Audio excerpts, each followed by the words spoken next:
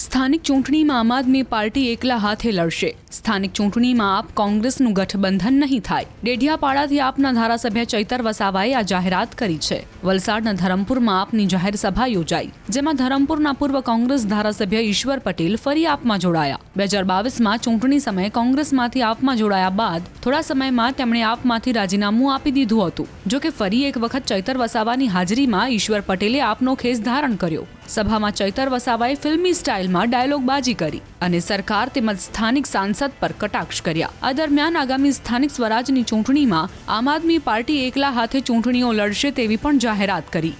આજે આમ આદમી પાર્ટી દિવસે ને દિવસે નવા લોકો જોડાય છે। આજે પણ અમારી સાથે અહીંના પૂર્વ ધારાસભ્ય ઈશ્વરભાઈ એમના 400 થી 500 સમર્થકો સાથે અમારી સાથે જોડાયેલા છે, એમને આવકારીએ છીએ। કોંગ્રેસના પણ ઘણા સાથીઓ અમારી સાથે જોડાયેલા છે, એમને આવકારીએ છીએ। પાર્ટીમાં એમનું સન્માન જળવાય, એમના માર્ગદર્શનથી આવનારા દિવસોમાં પાર્ટી મજબૂત બને એ અમારા પ્રયાસો રહેશે। આવનારી તાલુકા, જિલ્લા અને નગરપાલિકાઓની જે ચૂંટણીઓ છે, તમામ બેઠકો પર સ્વતંત્ર રીતે જ્યારે આમ આદમી પાર્ટી લડવા જઈ રહેલી છે, ત્યારે તમામ ઉમેદવારો ખૂબ સારા મજબૂતાઈથી લડે, જીતે, સત્તા પર આવે એવા પ્રયાસો આમ આદમી પાર્ટી આજેથી કરવા જઈ રહી છે। સ્થાનિક સ્વરાજની ચૂંટણીમાં રાષ્ટ્રીય લેવલથી કોંગ્રેસ અને આમ આદમી પાર્ટીનું ગઠબંધન નથી, એની જાહેરાત થઈ ગયેલી છે, ત્યારે ગુજરાતમાં તમામ બેઠકો પર આમ આદમી પાર્ટી સ્વતંત્ર લડવા જઈ રહી છે। ચૈતર વસાવાએ વલસાડના સાંસદ પર પણ પ્રહાર કર્યા, જેને લઈ સાંસદ ધવલ પટેલે ચૈતર વસાવા પર વળતા પ્રહાર કર્યા।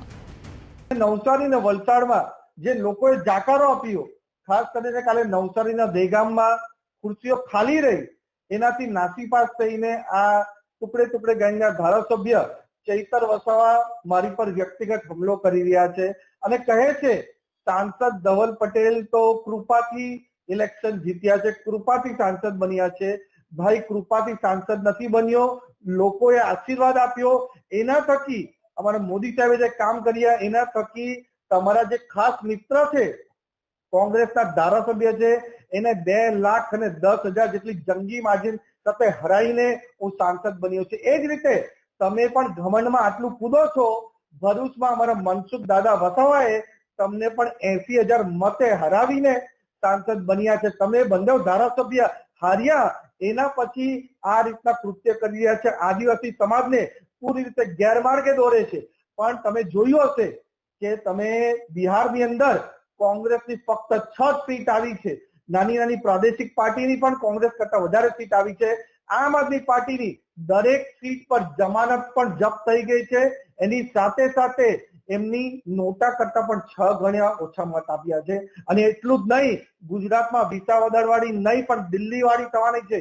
ચૈતર વસાવાને કહેવા માંગુ છું કે તમારા જે બોસ છે, રાજનૈતિક ગુરુ છે અરવિંદ કેજરીવાલ, એક અભિમાનમાં છલકાતા હતા અને એમ કહેતા હતા કે મોદી સાહેબ 10 વાર પણ જન્મ લે તો પણ દિલ્હીમાં નહીં જીતી શકશે, એવા બણગા ફૂંકતા હતા। પણ લોકોએ જે આશીર્વાદ આપ્યા, મોદી સાહેબના જે કામ જોયા, અમારા કાર્યકર્તાની જે મહેનત હતી, એના થકી અમે દિલ્હીમાં પૂરી અમારી આમ આદમી પાર્ટીની સરકારના લોકોને હરાવીને અમારી સરકાર પણ બનાવી અને એમના જે રાજનૈતિક ગુરુ છે અરવિંદ કેજરીવાલ, એને પણ દિલ્હી સીટ પરથી હરાવીને અમે ત્યાં પણ સરકાર બનાવી છે અને ગુજરાતમાં પણ દિલ્હી વાળી થવાની છે। આ લોકો જે પૂરું રણનીતિ કરીને અરાજકતા ફેલાવવાનું કામ કરે છે એમાં નિષ્ફળ રહેવાના છે।